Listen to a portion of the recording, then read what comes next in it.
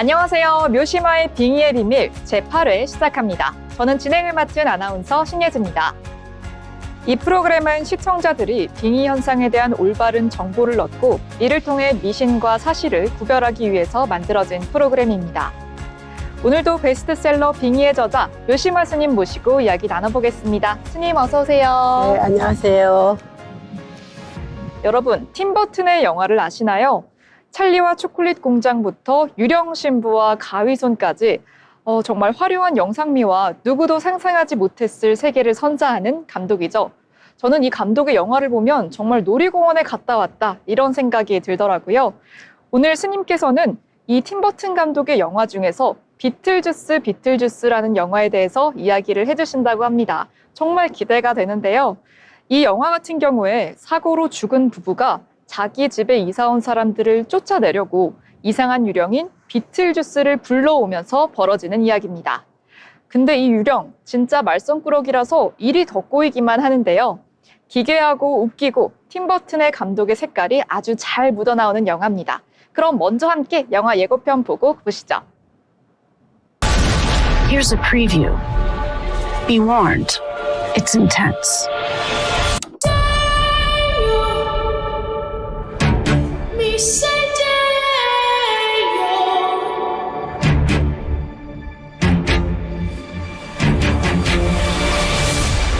Can't believe Grandpa's dead.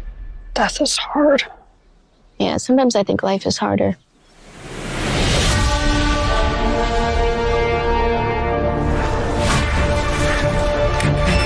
When I was a teenager, a trickster demon terrorized our entire family and tried to force me to marry him. I believed he was gone forever until you found this in the attic. Ew. Who's Beetlejuice? Don't ever say that name. Beetlejuice. No, Astrid, I am serious. If you say his name 3 times, he will appear. Beetlejuice. The juice is loose. I'm gonna make you so happy.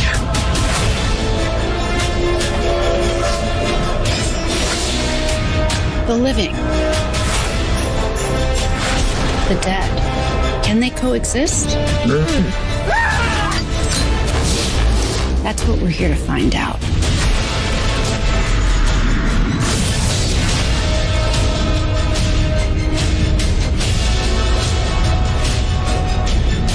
Where's Beetlejuice? Where's Beetlejuice?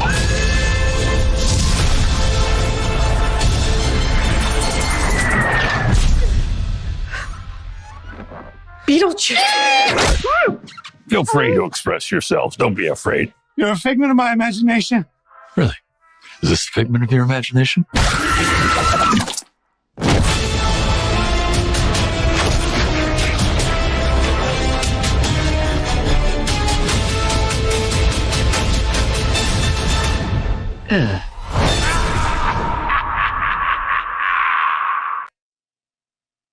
네, 지난해 9월에 개봉한 영화 비틀주스의 영화 예고편을 함께 보셨습니다.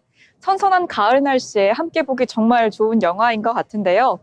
유령을 보고 유령과 대화하는 영매 리디아와 그런 엄마가 못마땅하고 믿음도 가지 않는 10대 딸 아스트리드의 이야기에 관한 영화였습니다.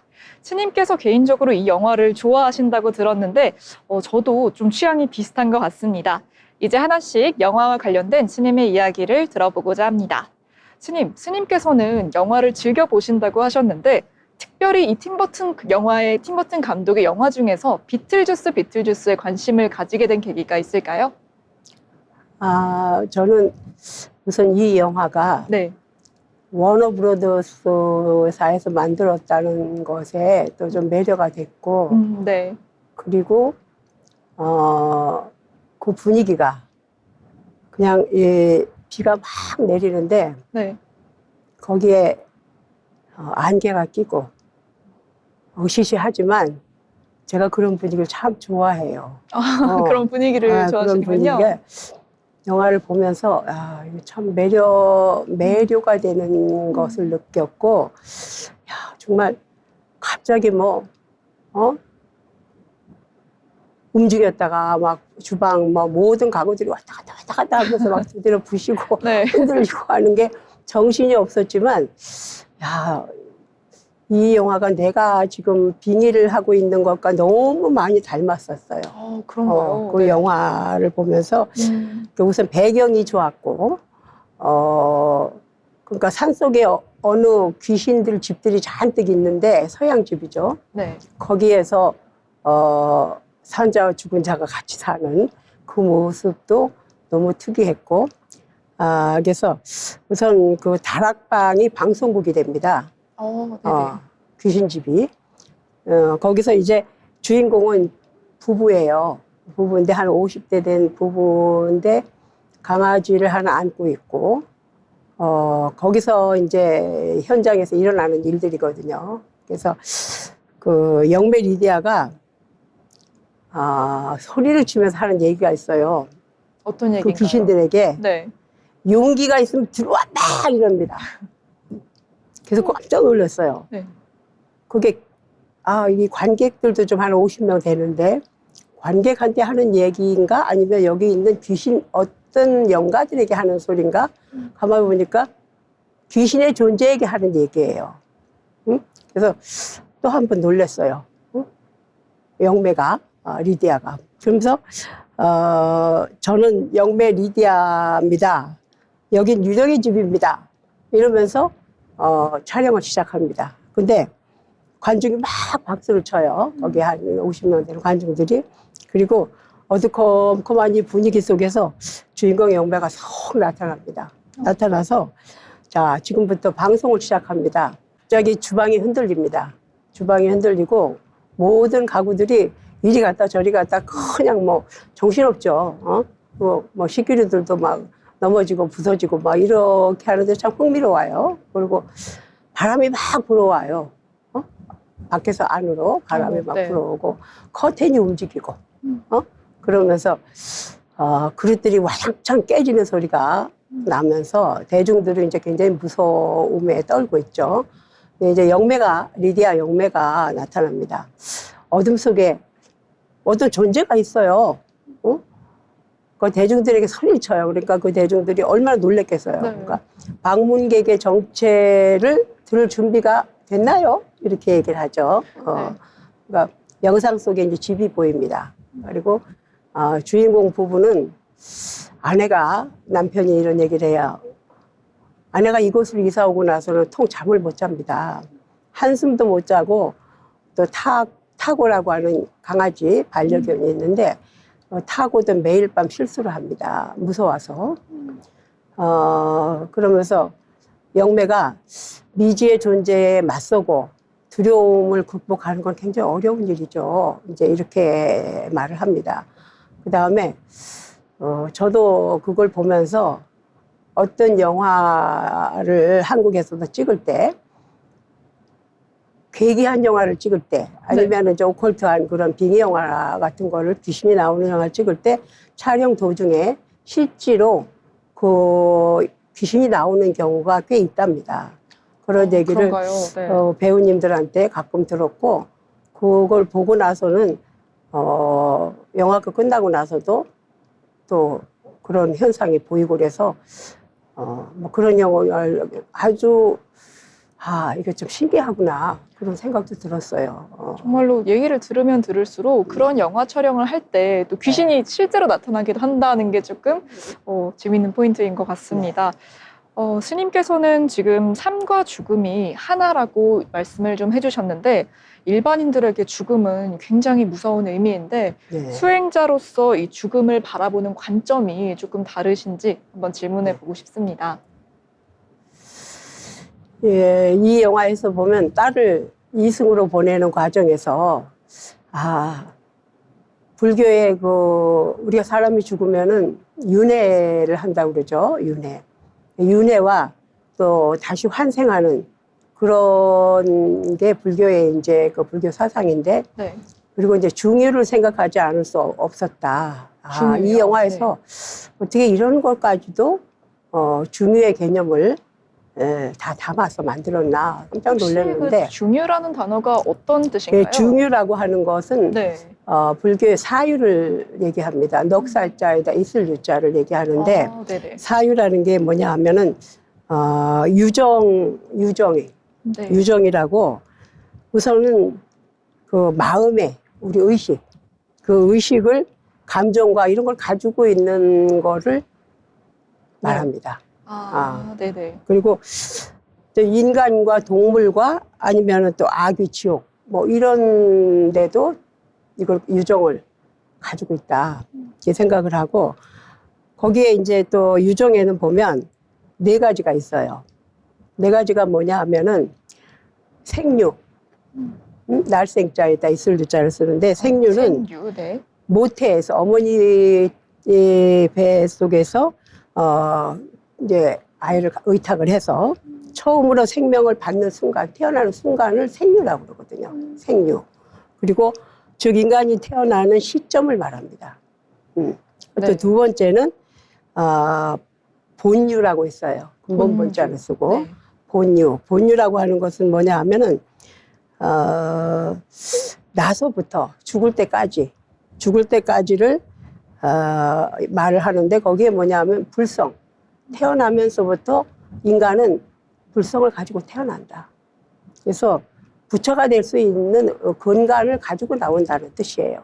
그래서 이것은 불교적으로 굉장히 교육적인 게 본유가 됩니다. 그리고 그 다음에 사유가 있어요. 죽을 사자에다 있을 유자를 쓰는데 사유는 뭐냐 하면은 목숨이 끊어지는 순간을 사유라고 그래요. 죽음. 그래서 찰나, 목숨이 끊어지는 그 찰나의 순간을 우리는 사유라고 합니다. 그리고 마지막으로 중유. 여기서 나오는 이제 중유라고 하는 것은 우리가 죽어서 다른 세상에 이제 사람이 죽으면 49일 동안 죄를 지내는데 그동안에 이제 판단을 전생에 어떤 일을 했고 어떤 죄를 지었고 어떤 행을 좋은 행을 했느냐에 따라서 심판을 받는 시기가 49일이라고 그래요. 그래서 77이 49, 7죄마다 죄를 올리고 해서 이제 하는데 49일 동안 이제 현세와 명도라는 얘기가 있어요. 명도의 중간에 있는 어두운 세계를 중류라고 하는데 명도는 또 그럼 뭐냐? 명도. 이거는 네. 사람이 죽은 뒤에 영혼이 가는 암흑 속으로 사라져가는 그런 저승을 의미해요. 저승이 네. 명도다. 네. 그래서 그 명도의 중간에 있는 어두운 세계를 뜻하는 게 중유로요. 중음이라고도 하고 중이라고도 하죠. 명도 사이에 그 어두운 세계가 중유가 죽어서 되겠군요. 네. 이제 명도까지 가는 그 세계를 얘기하고 그래서 이제 중음신이라고 네. 그 중음신이 돼서 우리가 49제를 하지 않고 그냥 내버려 두면은 어떤 판결을 받아야 되는데 네. 다음 세계에 이제 다음 세계를 가야 되잖아요. 네. 그리고 가야 되는데 윤회를 해야 되는데 이 전생에 어떤 일을 하느냐에 따라서 이게 네. 정해지거든요. 지옥으로 갈 것이냐, 악의 몸을 받을 것이냐, 아니면은 배고픈 어떤 짐승, 악이 여러 가지 또 인간의 세계를 가느냐, 네. 또 좋은 세상을 가느냐 이게 정해지질 않고 계속 중음신으로 들어가게 돼 있어요. 돌아다녀요. 스님 말씀을 들으니까 네. 저는 약간 신과 함께가 좀 생각이 나는 것 같아요. 거기도 신과 그 일부 함께 나오죠. 웹툰에도 네. 그런 게 좀 있었던 것 같은데 네. 지금까지 스님께서 지금 얘기를 해주신 게 영화 비틀주스와 비틀주스를 보면서 중유와 중음이라는 개념 속에 사유와 또 유정 그리고 명도에 대해서도 이야기를 나누고 있습니다. 스님께서 조금 더 자세히 이 개념들에 대해서 좀 설명을 해주시면 감사하겠습니다. 네, 그래서 우선 사람이 죽은 후에 이 죽은 기간이 계속 다음 생을 받을 때까지의 네. 중음신으로 남아있게 돼 있어요. 그래서 천도를 하는 겁니다. 49제를 하는 이유가 이 죽은 이 물건을 빨리 무언가 확정을 해줘야 되잖아요. 그 확정을 해주지 못하고 중간에 떠 있는 이곳저곳도 갈 수 없는 그런 참 불쌍한 영혼이 되지 않게 하기 위해서는 반드시 중음에 있지 않게 하고 다음 단계로 나아갈 수 있도록 도와주는 게 49제고 반드시 천도를 해야 되는 겁니다. 그걸 안 할 때는 영혼은 죽은 자는 계속 떠돌아다니는 연기처럼 여기 끼우 저기 끼우 가족을 왕래하고 응?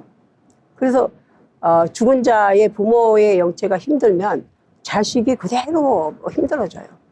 자식이 아프고 뭐가 되질 않고 많이 힘들죠. 그래서 이런 기회에 그런 어떤 그 삶과 죽음에 대한 것을 잘 아셔야 되겠고, 이 영화는 야, 서양 영화가 어떻게 이렇게 극락과 지옥의 경계를 그리고 사후세계를 관장하는 우리가 알 수 없는 영역을 영화 1시간 40분에 네. 짧은 시간에 함축적으로 내포해서 잘 묘사했는가. 너무 감동을 받았어요. 그리고 어렵지 않은 용어로 삶과 죽음을 표현해낸 보기 드문 수작이다. 또 비틀주스는 제가 하고 있는 전문 이 빙의 책과 네. 같이 너무나 잘 만드는 영화다. 그래서 뭐 잊지 못할 그런 영화가 된 거죠. 스님께서 지금 추천을 해주시는 명작으로 팀버튼 감독의 비틀주스를 네. 지금 추천을 해주셨군요. 저는 팀버튼 감독의 작품을 단순히 영상미만 좀 화려하게 생각을 했는데 스님의 말씀을 또 듣고 나니까 이 삶과 죽음의 경계를 얼마나 철학적으로 묘사를 한 수작인지 한번 다시 좀 봐야겠다 이런 생각이 드는 것 같습니다. 스님께서는 유체이탈을 한번 해보셨고 그를 통해서 좀 극락을 보셨다라고 들었는데요. 스님께서 생각하시는 이 극락과 지옥의 경계 또 사후세계에 대해서 조금 설명을 더 해주실 수 있으실까요? 네. 극락과 지옥이 있다는 거를 출가자인 제가 네. 느꼈던 적이 있어요. 언젠가요?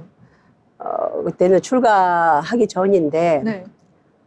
정말 그 갑작스럽게 병이 와서 주사를 맞았어요. 근데 제가 이제 뭐 의학을 전공했으니까 무슨 주사인가를 다 알죠. 근데 기침이 나오고 너무 숨이 차고 그래서 주사를 맞았는데 의사 선생님은 직접 놓으셨어요. 간호사가 놓은 것도 아니고. 그런데 그러고 나서 돌아서는 순간 거울을 보니까 눈이 빨개요. 영화에서 보면 눈이 빨갛게 되어 있는 귀신의 모습처럼 네. 눈이 새빨갛게 피멍이 들어있더라고요. 주사 갑자기, 놓고 바로 돌아서는 네. 순간. 그러면서 어지럽더라고. 어지럽고 그냥 쓰러졌어요. 그랬는데 야, 갑작스럽게 BP가 40에 20이야 이런 얘기가 들려요. 어떤 이야기요? BP가 40에 20이라고 BP가 40에 옆에 20 이요? 있는 의사 네. 선생님이 그런 얘기를 하는 것 같아요. 음. 그래서 사람이 죽음을 맞이했을 때 가장 마지막까지 살아있는 곳이 청각이더라.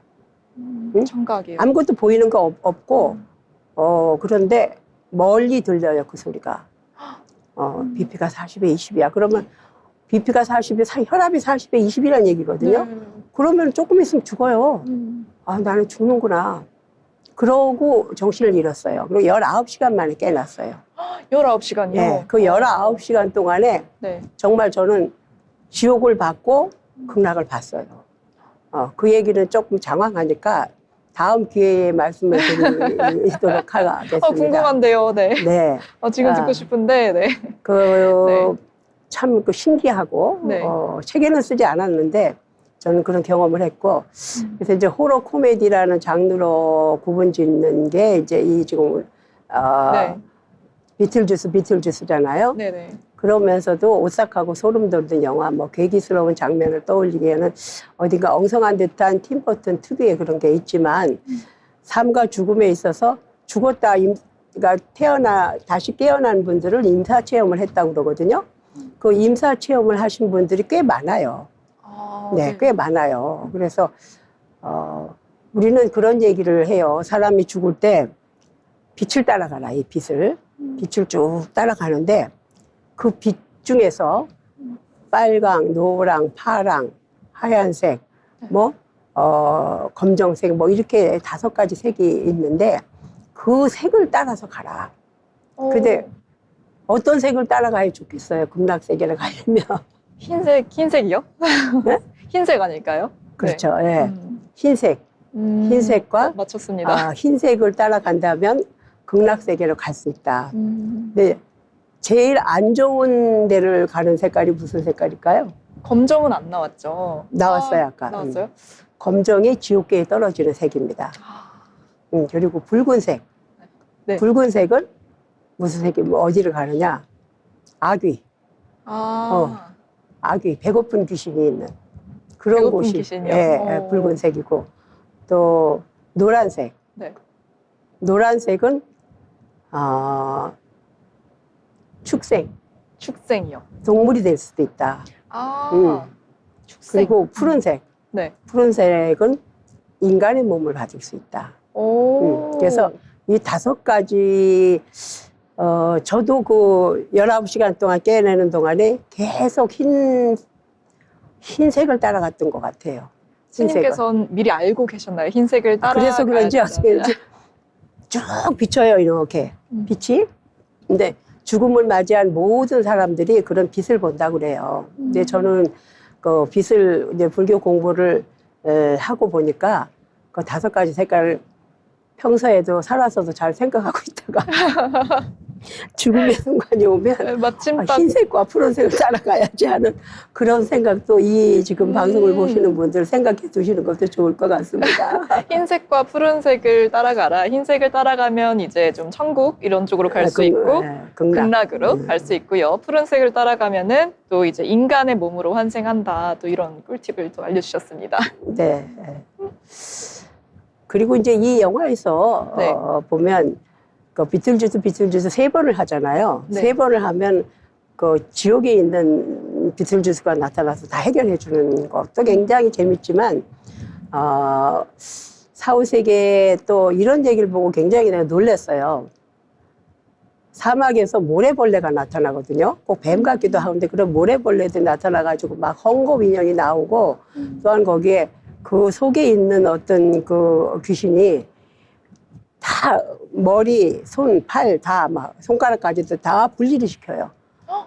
그래 놓고 그걸 또 턱턱턱턱 꼬매는데 우리가 호치케이스 있잖아요. 이렇게 호치케이스 하죠. 얼굴도 이걸 쿡쿡쿡 하니까 얼굴이 이렇게 돼 있는 이런 게 나오고 야 어쩜 이렇게 구성을 할 수가 있을까 감독이 이런 생각을 하면서 4, 5세기의 매니저가 네. 또 있고 경찰관도 있고 그다음에 상담소도 있고 하여튼 묘한 단어들이 너무 많이 나고 빙의 세계 뭐 이거 그다음에 하여튼 정말 재밌는 단어들이 너무 많이 나와요. 그래서 내가 책에 많이 썼는 그런 내용들을 네.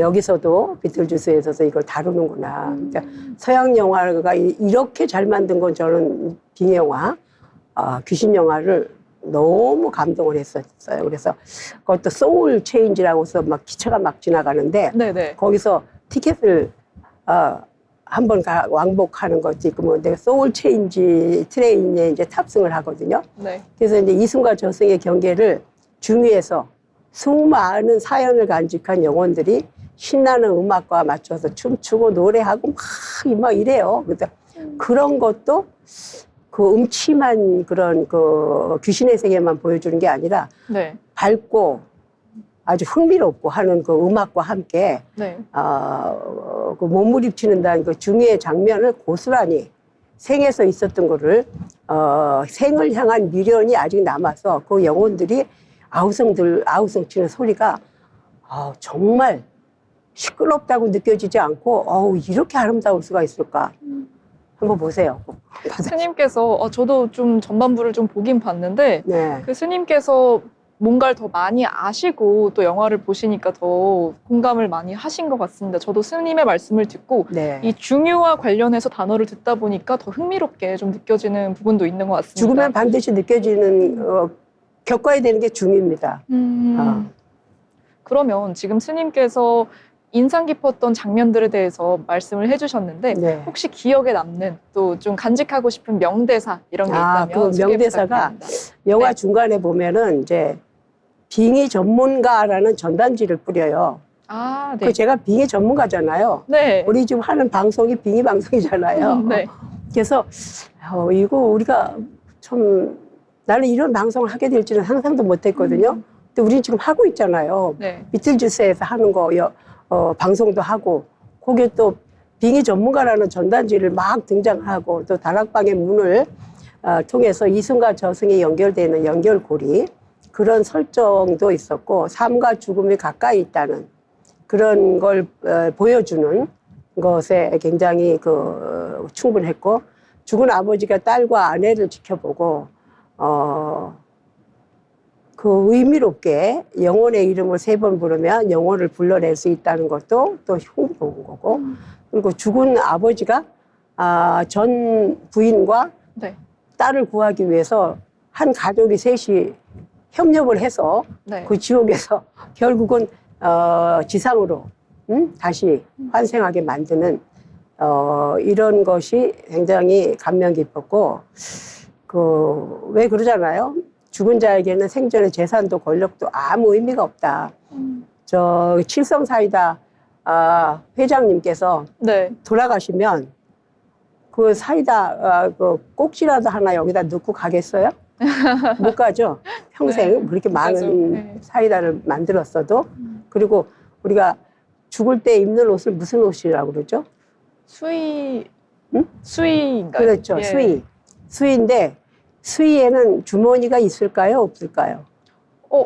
없었던 것 같습니다. 네. 맞았어요. 수의에는 우리 주머니들을 많이 가지고 있잖아요. 네. 무엇을 넣기 위해서. 그러나 수의는 주머니가 없어요. 가져갈 때는 아무것도 동전 한 입도 못 가져가는 게 죽음이거든요. 그래서 그 죽음을 우리가 맞이할 때 동서양을 막론하고 네. 이런 영화가 있구나. 정말 이건 대단하다 하는 걸 또 생각했고 다분히 동양적인 색채를 그 서양의 시각으로 풀어낸 그 영화 한 편이 대중에게 주는 그런 메시지나 이런 것이 상당히 대단했던 것 같고 경전에 이르길 때는 이런 얘기가 있어요. 말법 시대에는 춤과 노래로 중생을 구원하라 하는 부처님 말씀이 있습니다. 그러니까 우리가 지금 말법 시대에 살고 있거든요. 네. 그러면 모든 부처님과 보살님들의 스승과도 같은 경인 묘보변화경이 있어요. 법화경이라고 하는데 그 묘보변화경은 거기에 정말 지금 이 비틀주스에 나오듯이 신기하고 신묘한 얘기들이 너무 많이 나와요. 저희 법성종도 소의 경전이 묘보변화경입니다. 법화경. 네. 이 경은 부처님께서 가장 많이 생존에 계실 때 가장 많이 설했던 경전이고 많은 사람들이 많이 읽었던 경전이 법화경입니다. 그 묘보변화경을 혹시 이 사람들이 보지 않았나 하는 생각도 네. 했었는데 그래서 춤과 노래로서 제작하여 단박에 깨우침을 주고 또 중생의 복전이 될 수 있도록 하면 얼마나 큰 공덕이라 생각을 좀 해봅니다. 그래서 저도 네. 기회가 있다면 이런 비틀주스와 같은 빙영화를 만들고 싶은 게 소원입니다. 영화 한 편이 네. 많은 사람들에게 경전을 아무리 읽어도 깨우치지를 못하는데 영화 한 편을 잘 만들면 그 영화 하나가 사람의 마음을 깨우쳐서 완전히 사람을 다르게 만들 수도 있어요. 그래서 지금 미디어 영화가 가장 참 네. 저도 꼭 하고 이루고자 싶은 게 빙영화 한번 제대로 찍어보자 하는 생각이 듭니다.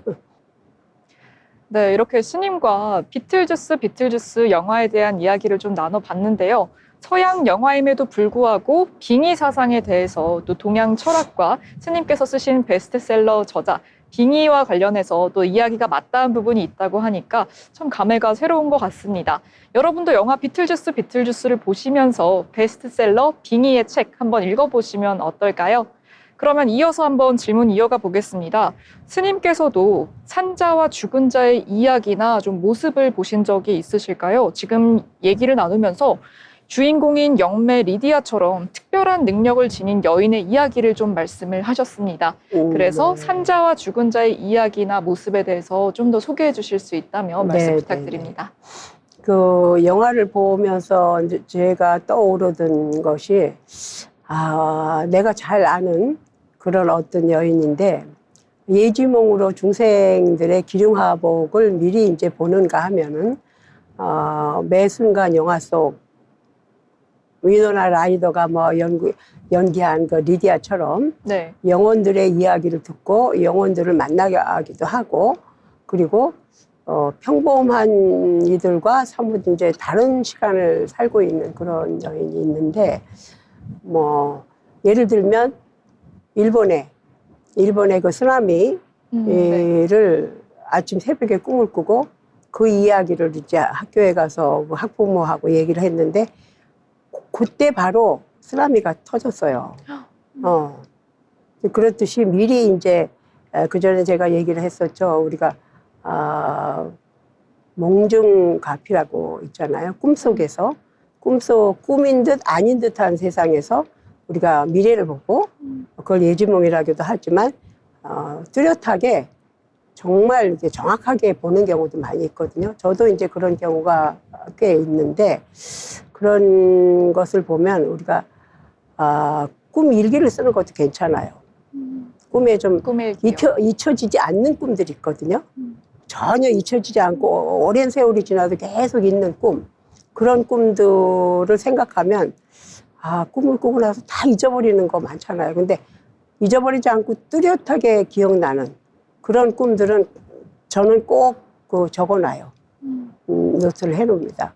그러고 나면 그것이 바로 나타나기도 하고 많은 세월이 흐른 후에도 나타나기도 하고 그래서 꿈이라고 하는 것은 그냥 뭐 개꿈이 아니다.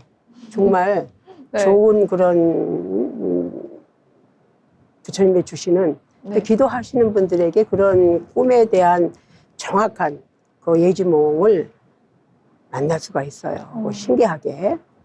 프로이드의 꿈에 이제 이런 것도 정신과학에 나오게 하지만 정말 신기한 거죠. 꿈을 통해서 미래를 볼 수 있고 앞으로 일어날 일을 우리가 먼저 알 수 있다는 건 상당히 이로운 거 아닌가. 우리가 막을 수도 있고 조심할 수도 있고 그런 생각이 들고 명절이 되면은 네. 돌아가신 분들 제를 지내잖아요. 네. 예, 제를 지내는데 죽음의 문턱을 이제 내딛는 그런 영가들이 있는가 하면 죽음의 문턱을 내딛지 못하고 죽은 그 장소에서 계속 이렇게 머무는 영가들이 있거든요. 그게 뭐냐 하면은 사랑과 영혼이라는 영화 혹시 보셨어요? 못 봤습니다. 아쉽게도. 거기 지방령이라고 하잖아요. 네네. 그 땅, 죽은 그 장소에서 머물러 있는 영가들. 그래서 교통사고가 나면 그 교통사고가 나는 곳에 또 자꾸 사고가 나고 물에 빠지고 있는 자살하게 되면 거기서 계속 또 사람이 죽고 그 친구가 계속 불러내는 거예요. 끌어들이는 겁니다. 그래서 이런 것은 저승과 현생과 다음 내생에 있어서 우리가 어떻게 이승을 잘 떠나야 되느냐. 아니면은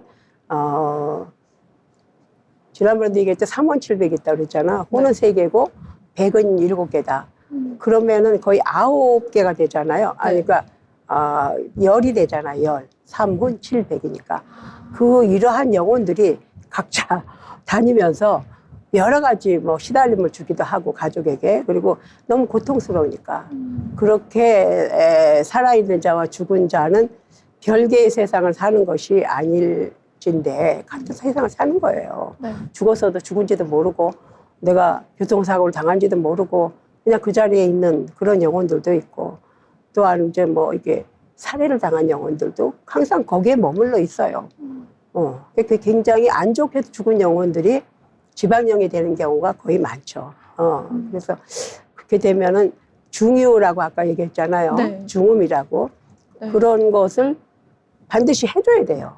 어떤 천도를 해서 49제를 네. 통해서 가야 되는데 그 스스로 영가가 가지는 못하거든요. 그래서 어찌 보면은 생사의 갈림길 어디쯤에 잠깐 드나들기도 하는 걸 실감한다는 그 여인은 엊그제 언제나처럼 지인의 예지몽을 꾸고 있다고요. 그런 여인도 제가 얘기를 하는데 평소 이제 우리가 일타스님 얘기를 들어보면 우리가 죽음이라는 걸 어떻게 네. 얘기하느냐. 평소 우리가 옷을 입고 있잖아요. 네. 이렇게 그 옷을 입고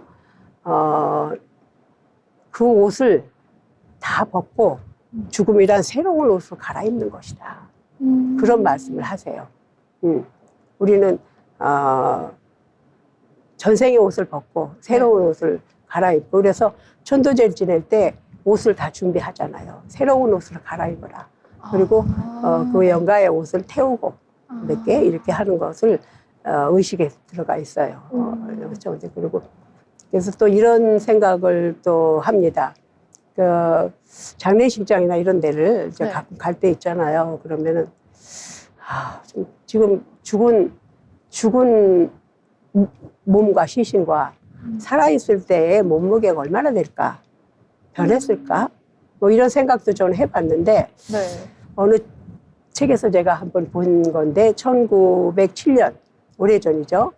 그래서 미국의 학회지에 실린 그 논문에서 맥두걸이라고 하는 분이, 네. 맥두걸이라고 하는 사람이 죽음을 맞이하는 사람을 3시간 40분 동안 지켜보면서 연구한 그 영혼의 무게가 얼마나 되느냐. 얼마나 될까요? 네. 네. 그래서 그걸 연구를 해서 저울에 달았어요.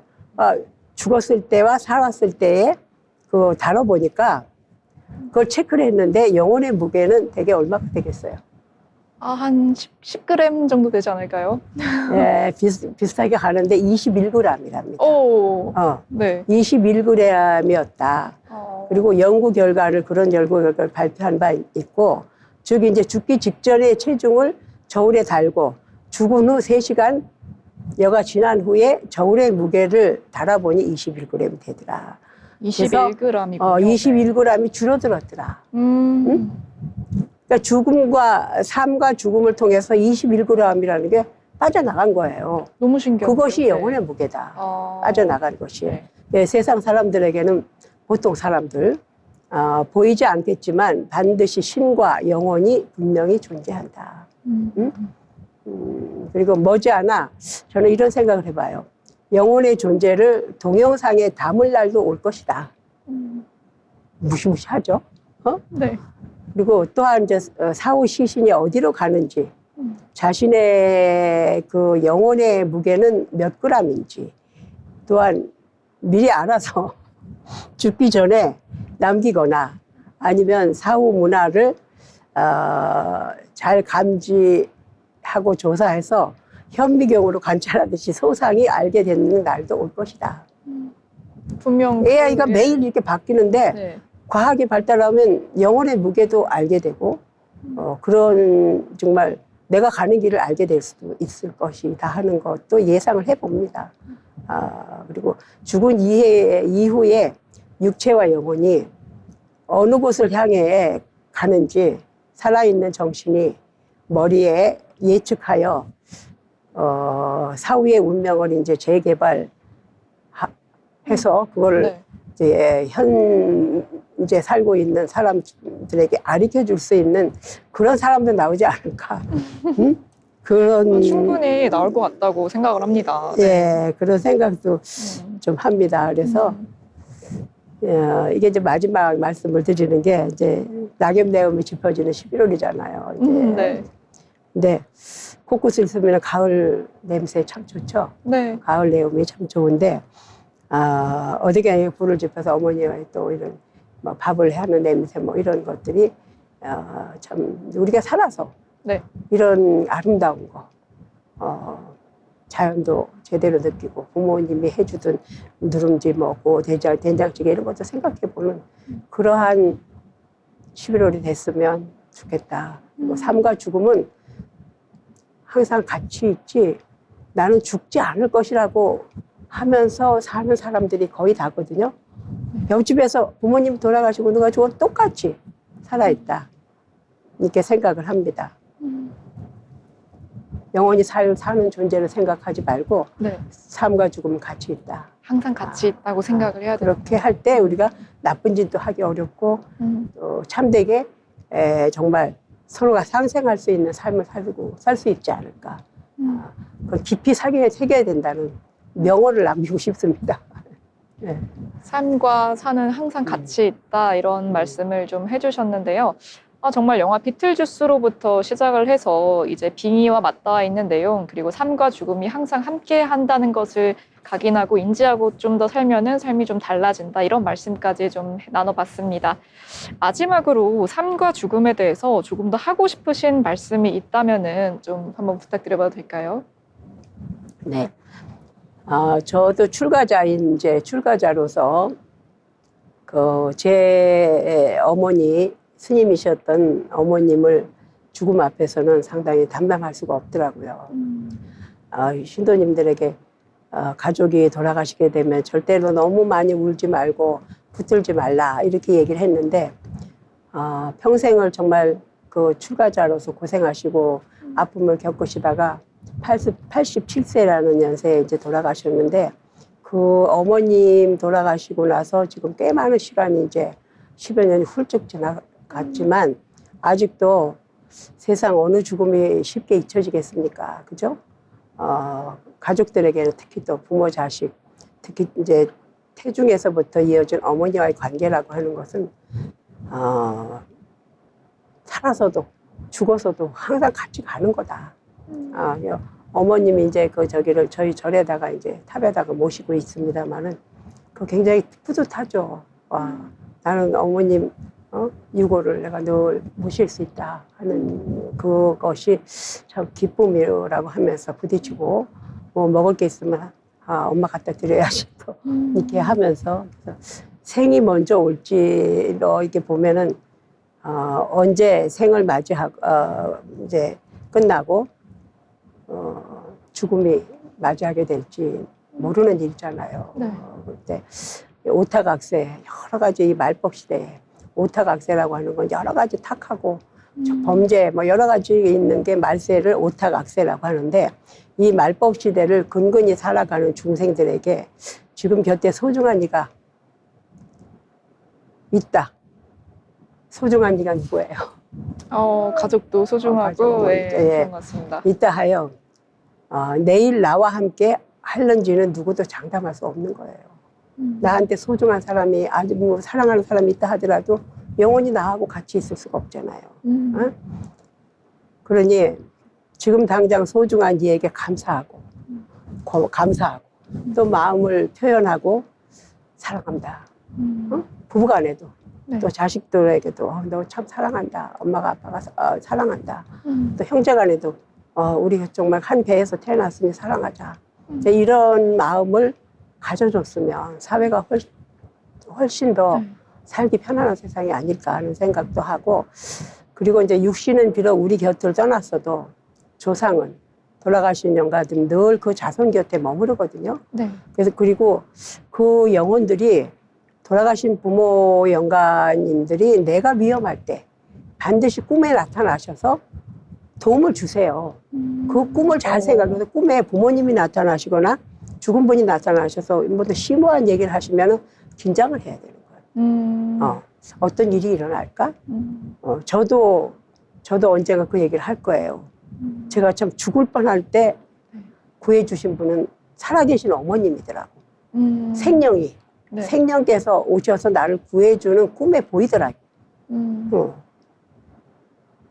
사고가 있었어요, 한번. 몇십 년 전에. 예. 교통사고가. 그거를 미리 얘기를 해주는 꿈을 보여주더라고. 그걸 다음에 내가 얘기를 하도록 할게요. 그래서 우리가 그 부모 은중경에도 말씀드렸듯이, 네. 세상에서 가장 높은 수미산, 가장 높은 그 산을, 수미산을,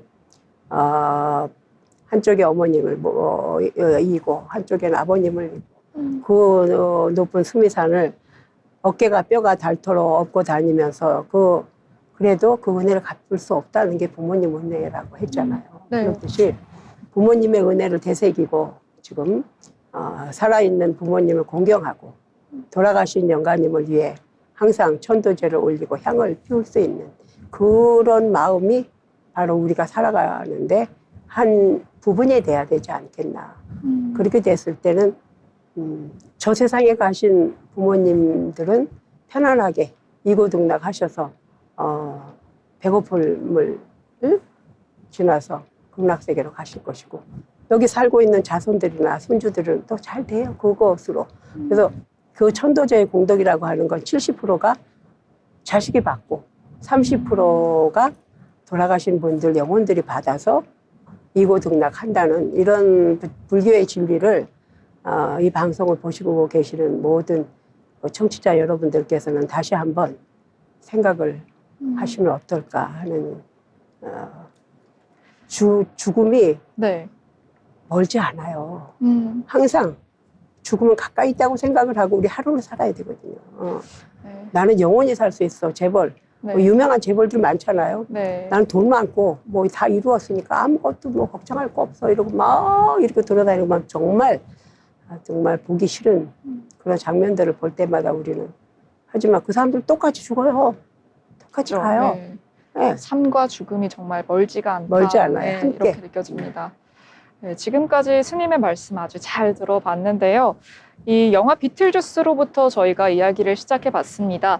비틀주스의 장면은 생과 사를 잘 다룬 작품이다. 아주 수작이라고 추천을 해주셨는데요.